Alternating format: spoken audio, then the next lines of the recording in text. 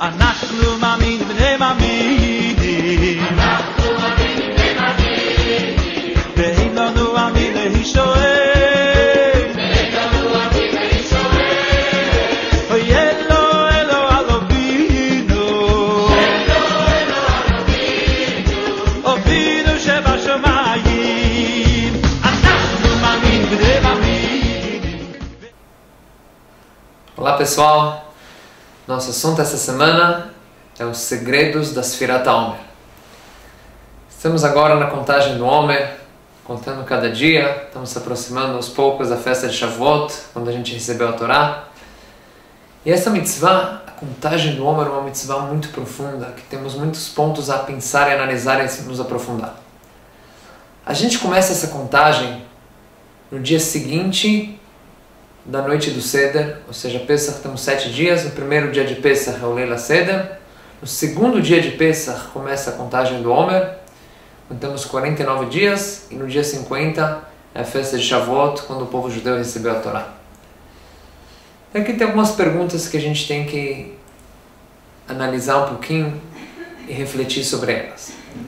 A mitzvah de Sfirat HaOmer consta na Torá de tal maneira, está escrito o seguinte: Usfartem lachem Mimachorat HaShabbat, Sheva Shabbatot Tmimot Tihiena. Interessante que aqui nessa mitzvah está escrito o seguinte: vocês vão contar depois do Shabbat, vamos ver o que significa esse Shabbat, 7 semanas. Justo a palavra semana consta o termo, não a palavra Shavua, que é a palavra geral que se usa para semana, e sempre escrito Sheva Shabbatot Tmimot, 7 Shabbatot, que nesse caso o Shabbat tem a ver com a palavra semana, Shabbat, fora que é o Shabbat, que é o 7º dia da semana, ele também é um nome que se usa para a semana de maneira geral. Por que a Torá escolheu usar a palavra semana com a palavra Shabbat? E outra coisa interessante, o primeiro Shabbat que está escrito no Pasuk, os Fartem Lachem Mimachorat HaShabbat, vocês vão contar depois do Shabbat 49 dias, não é o Shabbat. Que dia que é? A gente falou no início que a gente começa a contagem do Homer, depois do primeiro dia de Pesach, o Yom Tov se chama, depois do primeiro Yom Tov de Pesach, no dia seguinte a gente começa a contagem do Homer. Se Pesach foi na terça-feira, então a gente começa a contagem do Homer na quarta. Se Pesach foi no domingo, a gente começa a contagem do Homer na segunda. Mas na Torá está escrito que vocês vão contar depois do Shabbat. E nossos sábios na Torá oral, na Torá oral, na verdade, a gente recebeu ela do Sinai, na Torá oral está escrito que esse Shabbat que está escrito no Pasuk faz referência não ao Shabbat que a gente conhece, que é o 7º dia da semana, e sim a Kavaná aqui é depois do primeiro dia de Yom Tov a gente faz a contagem. Por que será? Já que realmente a intenção de Hashem na Torá era que a gente contasse no dia seguinte de Pesach, por que ele consta chamado nesse Pasuk como Shabbat? Fala, vamos contar depois do Yom Tov de Pesach. Por que depois do Shabbat? Já que não é um Shabbat. Inclusive, esse Pasuk gerou uma certa polêmica, quando teve um grupo de pessoas chamado Tzdokim, na época do segundo Beit HaMikdash, pessoas que se rebelaram e se afastaram das tradições da Torá. Eles eram um grupo de pessoas que eles acreditavam somente na Torá escrita, não na Torá oral, e interpretavam tudo ao pé da letra. Apesar que não tem nenhum cabimento receber só a Torá escrita sem a Torá oral, por vários motivos. Um deles é um motivo muito simples, que é simplesmente impossível de entender o livro da Torá, a Torá escrita, sem a tradição oral. Vamos dar alguns exemplos. Vamos pegar o exemplo da mitzvah de Tefilin. Onde está escrito que tem que colocar Tefilin na Torá? Ukshartam leot al yadecha vehayu letotafot ben einecha. Um passuco que está dentro da reza do Shema Israel. Vocês vão amarrar uma ot, já vamos falar o que significa esse ot no teu braço, e vocês vão colocar um totafot, vamos ver o que é isso, no meio dos teus olhos, entre os olhos. Então, esses tzdokim que entendiam tudo ao pé da letra, colocavam o tefilim justo aqui, entre os dois olhos, que nem estava escrito ao pé da letra. Apesar que a gente sabe que o tefilim a gente não coloca no meio dos olhos, a gente coloca ele aqui na cabeça, é entre os olhos, mas onde que fica o cérebro da pessoa, onde começa a raiz do cabelo, assim, onde começa a crescer, lá a gente põe o tefilim. De qualquer forma, eles colocavam o tefilim aqui entre os olhos. Agora a gente pergunta para eles o seguinte: vem cá, quem disse para você que você tem que colocar aqui dentro entre os olhos o tefilim, que é uma caixa preta, que tem dentro dessa caixa algumas parashiot? Quem disse? Está escrito na Torá: Vehaya ukshartam leot al yadecha. Ot em hebraico, a explicação simples da palavra ot é uma letra. Ot pode ser um sinal também. Quem disse que esse sinal é uma caixinha preta? Talvez tem que colocar um lenço vermelho. Talvez ot é uma letra. Você põe uma tatuagem com a letra Bet, com a letra Gimel. Vai saber o que quer dizer essa letra que tem que colocar. Em hebraico, yad, não é que nem no português que a gente aqui é o braço, aqui é a mão.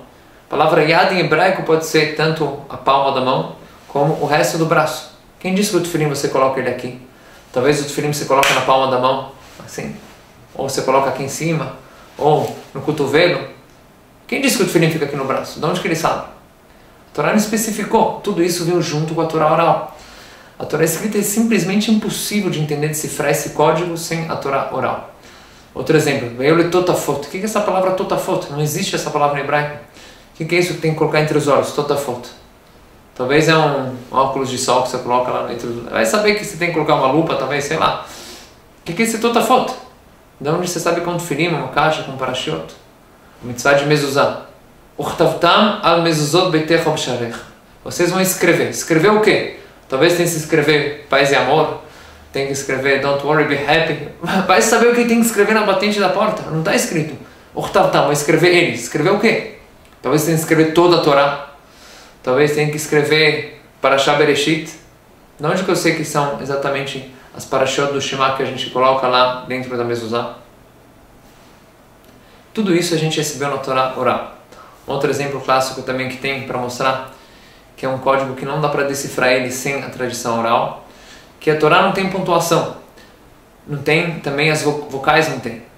Por exemplo, sabe a proibição de comer carne com leite? Leite em hebraico é chamado de halav. Sebo em hebraico é chamado de chelev. São escritos com as mesmas letras. Het, lamed, bet. Agora a pontuação que é diferente. Quem disse que a Torá proibiu comer carne com leite? Talvez ela proibiu comer carne com sebo. Não teve a shelgdi bechelev imo, não bechalev imo, que é o halav, que é o leite. Quem te disse? Então a gente sabe ver, a gente vê isso em vários e outros centenas de exemplos, como que a Torá escrita sem a Torá oral não tem um significado. Voltando ao nosso assunto, a gente estava falando de Sfirat HaOmer. Por que a Torá colocou que esse Shabbat, que está escrito aqui, não é Shabbat, a contagem do Homer é depois do Yom Tov? Mas por que escreveu Shabbat? Os Tzdukim, por exemplo, que entendiam tudo ao pé da letra, entendiam que ele tinha que contar a contagem do Homer depois do Shabbat. E realmente ele fazia muita confusão na hora que fixavam os rodas, para eles sempre queriam que a festa de Pesach, que era no Shabbat, para contarem a contagem do Homer exatamente no dia que eles queriam, que era depois do Shabbat, que assim eles entendiam ao pé da letra. Para que gerar confusão? Escreve logo Yom Tov e acabou. Para que colocar Shabbat e tem que interpretar que isso é Yom Tov? Primeira pergunta. Segunda pergunta, por que a gente começa a contagem do Homer um dia depois que a gente saiu de Pesach, do Egito? Se é uma contagem que a gente está contando desde que a gente saiu do Egito até receber a Torá, já no primeiro dia que saíram, já conta um. Esse é o dia da saída. Depois 2, 3. A gente começa só no dia seguinte. Terceira e última pergunta. A gente sabe que em Pesach é um pouco diferente dos outros Yamim Tovim. Em geral, a gente sabe que a gente tem um costume nos dias alegres de fazer o Halel, uma reza de louvor a Deus, nos dias de Simchá, de alegria. E, em geral, a regra é o seguinte: no início do mês, no Rosh Chodesh, a gente faz um Halel incompleto. Agora, nos Yamim Tovim, como Sukkot, Shavuot, inclusive Hanukkah, a gente costuma fazer o Halel completo. Pesach é a única exceção, que Pesach, no primeiro dia de Pesach, a gente faz o Halel completo. Nos outros dias de Pesach, a gente faz o Halel incompleto, inclusive no sétimo dia de Pesach, no Yom Tov, não fazemos o Halel completo. Então, tem várias explicações para isso, mas vamos dar uma explicação ligada com as outras perguntas que a gente fez. Então, qual a explicação dessas três perguntas que perguntamos? Então, vamos lá.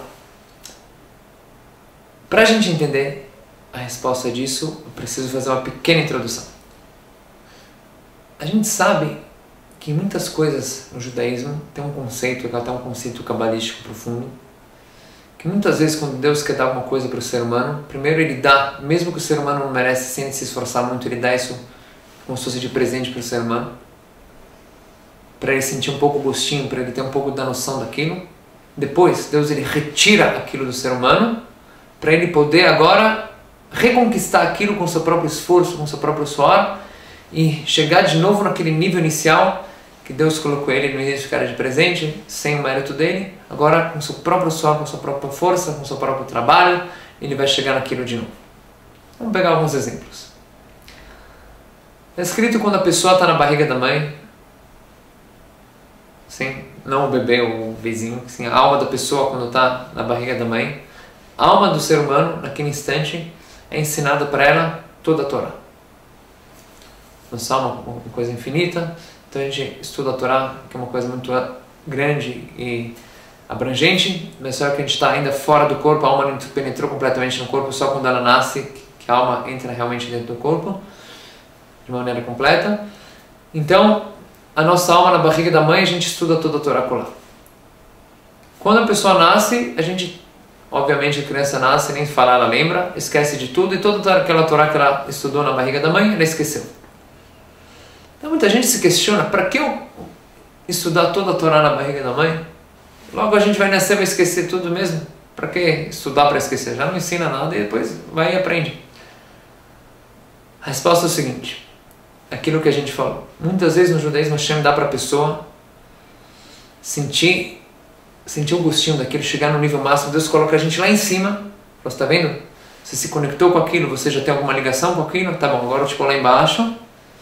Descemos para o térreo de novo, a gente já estava lá no topo do prédio, a gente agora desceu de novo para o térreo. Fala, agora você vai subir sozinho, com o teu esforço, com o teu suor. De uma vez que a Torá, a gente já estudou ela, já está dentro da nossa alma, da nossa Neshama, a gente já tem uma ligação profunda com a Torá. Agora é muito mais fácil quando a pessoa vai e estuda de novo, ela chegar naquele ensinamento profundo e chegar a ter uma conexão novamente com a Torá. É que nem, por exemplo, uma pessoa que ensinaram para ela um certo idioma, quando ela era pequena. E passou muitos anos, já está com 40, 50 anos, e quando era pequeno, na casa dos pais dele, como ele falava uma outra língua, outro idioma, ele esqueceu de tanto tempo que não falava, praticava. Mas quando ele vai aprender essa língua novamente, por mais que agora não lembra mais nenhuma palavra, mas pelo fato que ele já aprendeu, já tinha alguma coisa ficou da infância dele, vai ser muito mais fácil do que uma pessoa que nunca estudou esse idioma na vida dele aprender. Mesma coisa, no momento que a gente tinha uma conexão com a Torá na barriga da nossa mãe, vai ser muito mais fácil a gente voltar e reconquistar aqui. E assim temos vários exemplos na Torá. O que isso tem a ver com Sfirat HaOmer? Isso tem a ver com o seguinte.